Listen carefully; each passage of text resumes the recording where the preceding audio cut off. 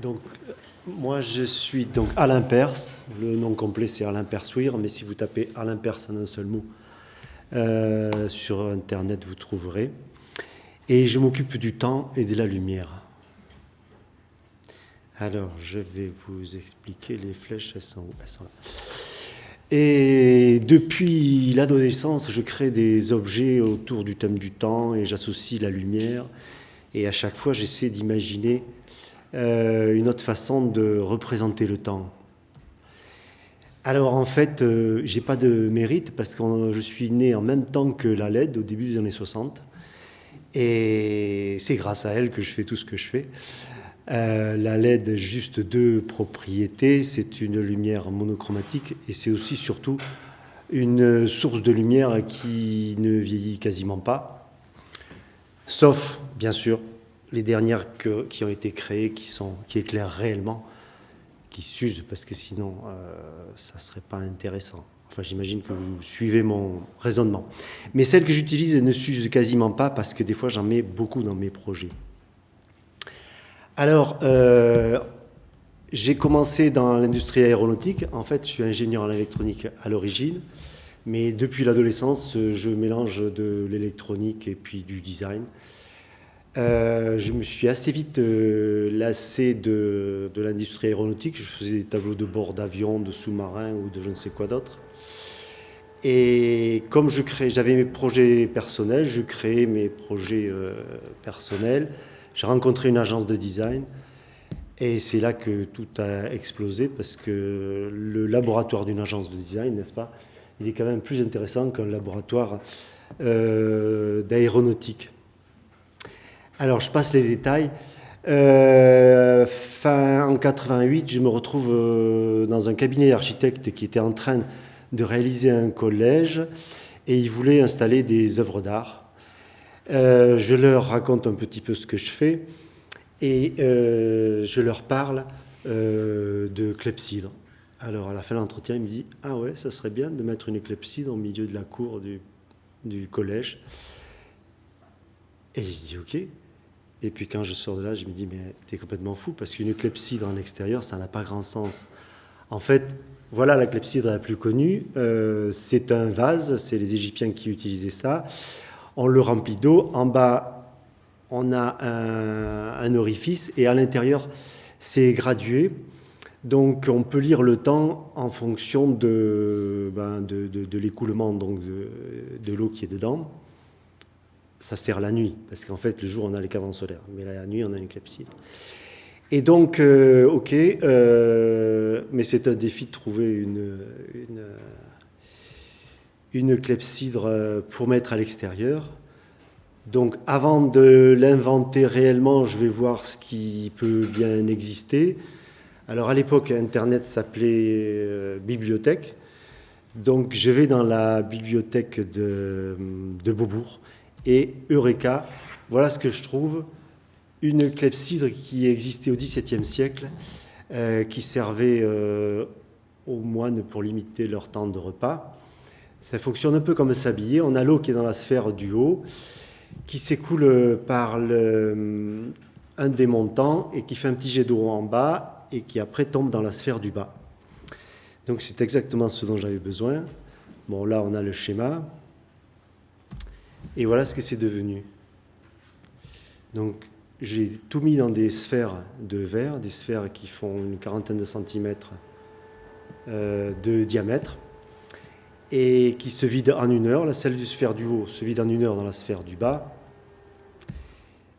Et toutes les heures, ça bascule. Donc, on a dit, donc le cahier des charges, c'était de créer une clepsydre. Voilà la clepsydre que j'ai créée. Et on voit les détails là. On voit la vue d'ensemble. Donc la partie centrale qui tourne toutes les heures. Donc avec ça, il y a un système moteur, réducteur, programmateur pour la faire tourner toutes les heures. J'ai pas pu m'empêcher de mettre une horloge linéaire avec donc des LED là sur la gauche. Donc on voit les heures et les minutes qui se remplissent. Tout ça, c'est synchronisé par une antenne radio, donc on capte le temps qui provient de l'horloge atomique, donc on a le temps ultra précis. En bas, j'ai mis le dessin de la hiéroglyphe égyptienne. Donc voilà, on parcourt un petit peu tous les temps, de la hiéroglyphe égyptienne en passant par la clepsydre du XVIIe et l'antenne radio qui capte son temps, qui provient de l'horloge atomique. Comment ? C'est à Rueil-Malmaison. Quand vous allez voir le château de Joséphine, il y a un collège tout blanc, en béton blanc, à l'entrée du bois de la Malmaison. Et vous pouvez la voir jour et nuit, qui fonctionne. Ça fait que 30 ans qu'elle tourne. Donc là, il y a beaucoup d'intervenants là-dedans, de la verrerie de laboratoire pour fabriquer donc la clepsydre, en passant bien sûr par l'électronique, en passant par tout autour, c'est habillé de grès cérame. Sur la gauche, les chiffres sont découpés au jet d'eau. Donc déjà, dans les années 80, on savait découper au jet d'eau. Au sol, on a mis un bassin avec de l'eau pour dissuader les gamins de s'approcher, parce que ça fait quand même un effet de cisaillement quand ça tourne. Bon. Et l'ajutage était calculé par l'école des arts et métiers. L'ajutage, donc le diamètre de la buse qui laisse passer l'eau, il fallait quand même calculer le diamètre pour que ça fonctionne en 1 heure. Bon, je pourrais en parler pendant au moins une journée, donc je vais m'arrêter là, parce qu'il y a eu quand même beaucoup d'aventures dessus. Je fais aussi des horloges. Là, on en voit une pour un hall d'entrée. Alors là, le cahier des charges était très simple, puisqu'en fait, je l'avais réalisé en petit, et le client m'a dit « Ah, ça serait bien que vous nous en fassiez une pour ce hall d'entrée-là ». Sauf que l'original faisait 40 cm de diamètre, celle-là fait 1,50 m. Donc, finalement, celle-là s'est inspirée de la première, mais elle a quand même nettement changé. Elle s'appelle elle s'appelle Passé Futur, parce que si vous regardez bien, les minutes grandissent au fur et à mesure du temps. Et les secondes qui sont tout autour rapetissent au fur et à mesure du temps. Au milieu, j'ai mis l'heure, et donc j'ai créé j'ai créé 10 caractères pour dessiner ces chiffres, avec le minimum de lettres possible. Et dans les savoir-faire, là, les chiffres sont découpés au laser. Il y a tout un modelage de la résine inox sur les minutes. Il y a un ébéniste aussi qui a fait le fond. Bon, et puis comme toujours, de l'électronique. Antenne radio pour synchroniser tout ça.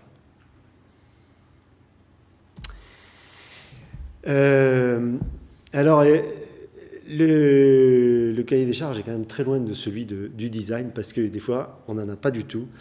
Et c'est pas plus mal d'ailleurs. Là, voilà un projet donc pour le siège social d'Alcatel. On a le rez-de-chaussée, là, au milieu, on descend au niveau inférieur, et au milieu, il y a une trémie, donc une ouverture qui fait le lien entre les deux niveaux, le sous-sol et le haut. Et le seul cahier des charges, c'était de créer une sculpture dans ce vide-là, qui relie le sous-sol au rez-de-chaussée. Et le budget, il n'y en avait pas. Il fallait juste créer quelque chose, et après, le budget était ouvert. Bon, les temps ont bien changé. Donc voilà, j'ai créé les 12 directions du temps. Dans la démarche de création, je crois que l'idée m'est venue à peu près instantanément en voyant l'espace.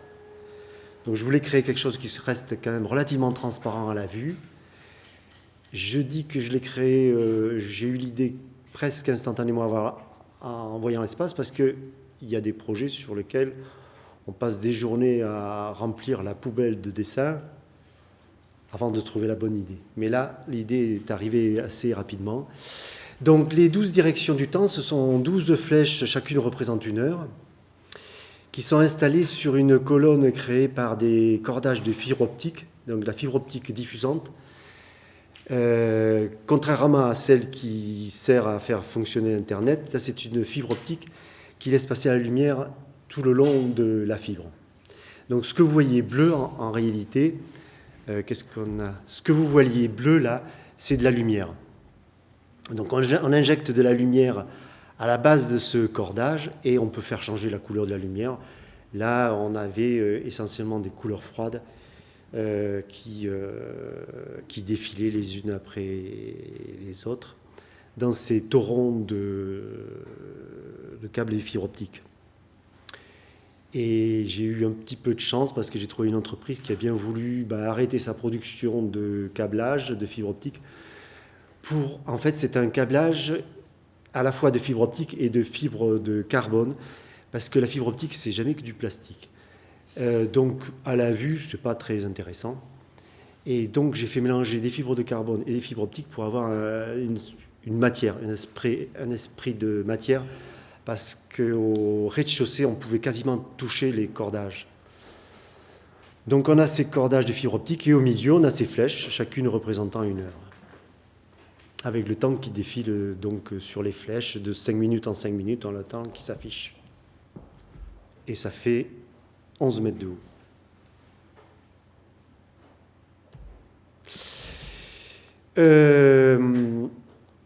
Là, on change de continent. Donc ça, c'est un projet pour une gare à Taipei, donc Taïwan. Le cahier des charges, c'était juste A Journey of Time, donc le voyage et le temps.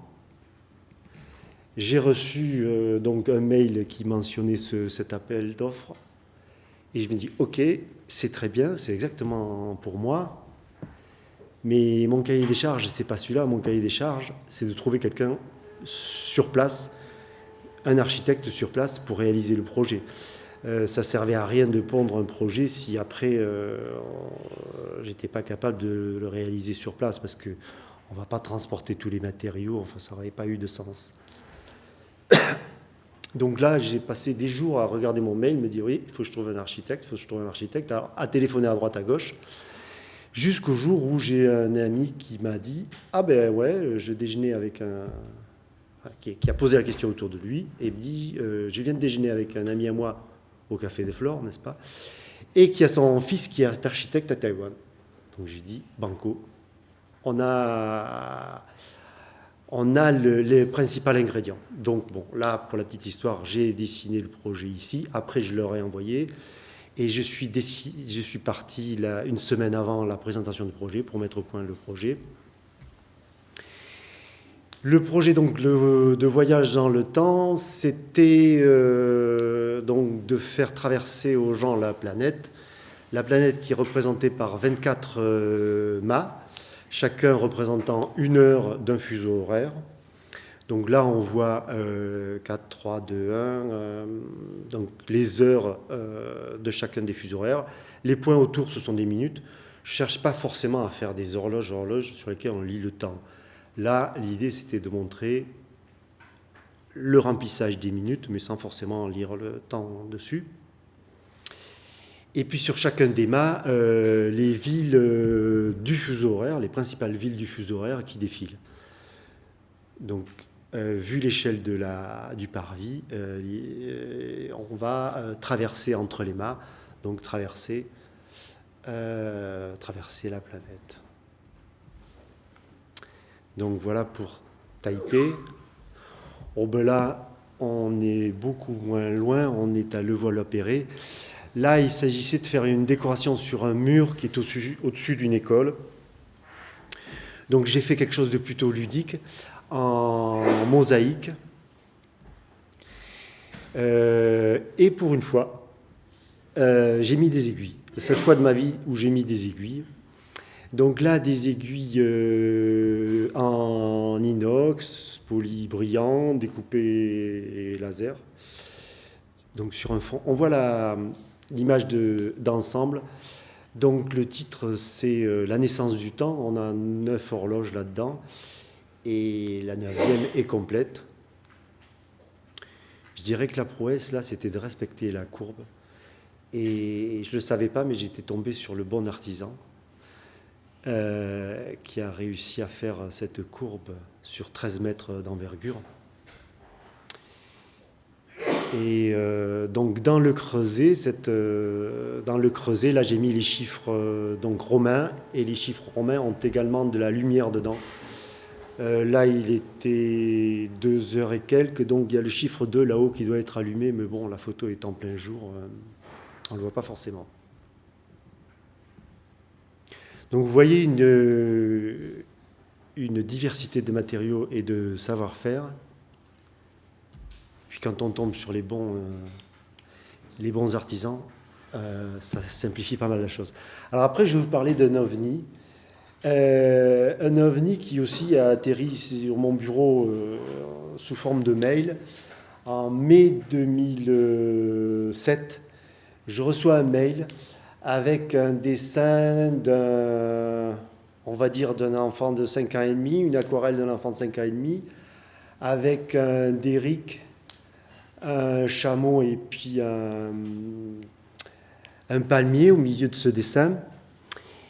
Et j'appelle le gars qui m'avait envoyé le projet, il me dit « Ah, ben il faut faire un cadeau pour le roi d'Arabie, voilà ce qu'il faut faire, débrouille-toi. » J'ai dit tu te moques de moi pour rester poli. Il me dit débrouille-toi, trouve quelque chose. Et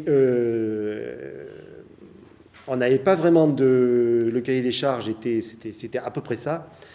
On n'avait pas vraiment de délai, ainsi de suite. Donc je me dis il faut faire quelque chose de relativement simple à fabriquer. Mais dès le départ, je me suis dit je ne tiens pas du tout compte du dessin qu'ils nous ont donné. Et c'est parce que je n'ai pas respecté du tout ce qu'ils nous demandaient que ça a marché. Donc, je vais vous le faire court. Voilà un des premiers dessins que j'ai fait. Je suis parti sur l'idée de réaliser un disque d'à peu près, 33 cm de diamètre, on va dire. Alors, j'avais quand même mis la péninsule arabe. Alors oui, bon, pour la petite histoire, au début, il y avait même le derrick. Et l'idée de mes midis quelque part sur Terre, c'est-à-dire de montrer où se trouve le Soleil sur la planète. Donc là, on retrouvait les 24 fuseaux horaires, symbolisés juste par une ville remarquable du fuseau horaire.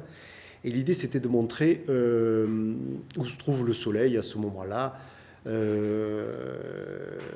Donc finalement, c'est une horloge qui bouge toutes les heures et qui a 24 avec 24 heures, quoi. Alors pour l'anecdote, on n'avait bien sûr pas un centime pour faire les prototypes.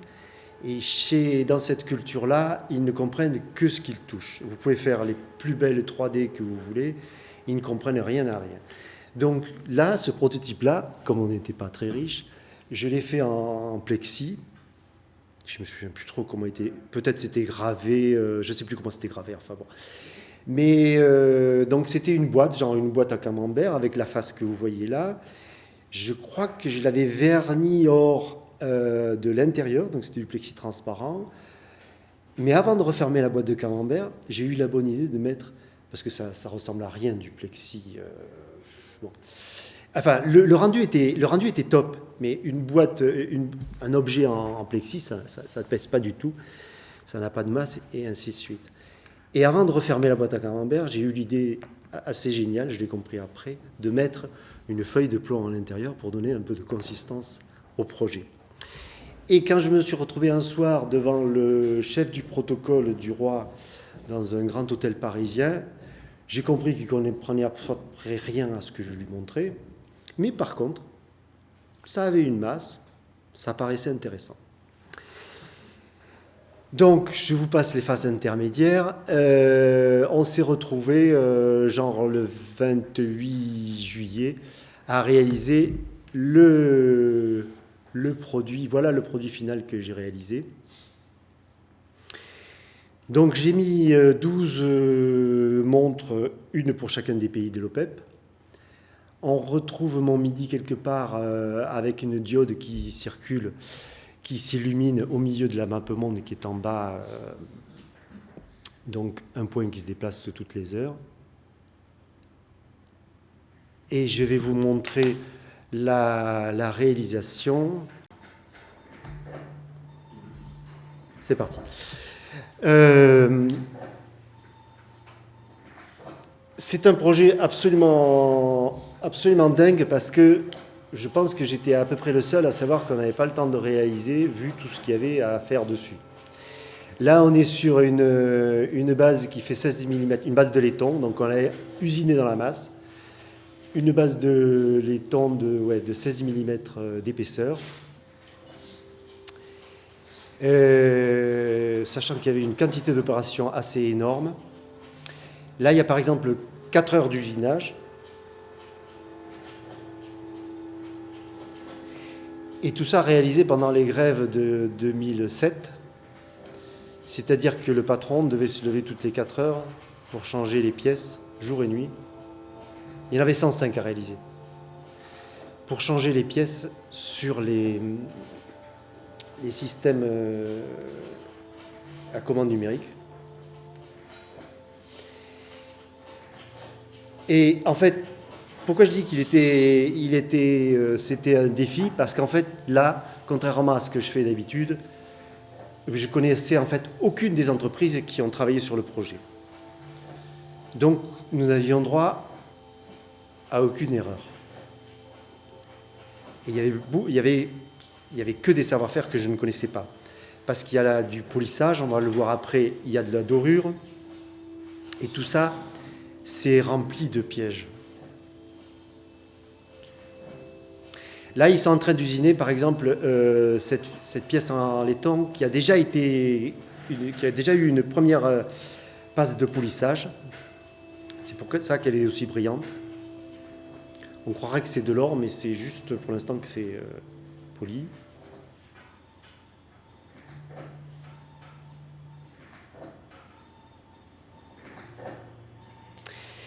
On n'avait rien trouvé de mieux que d'aller faire les socles à Murano. Parce qu'en fait, on n'avait pas trouvé d'entreprise en France, mais enfin, il n'y a pas besoin d'aller aussi loin.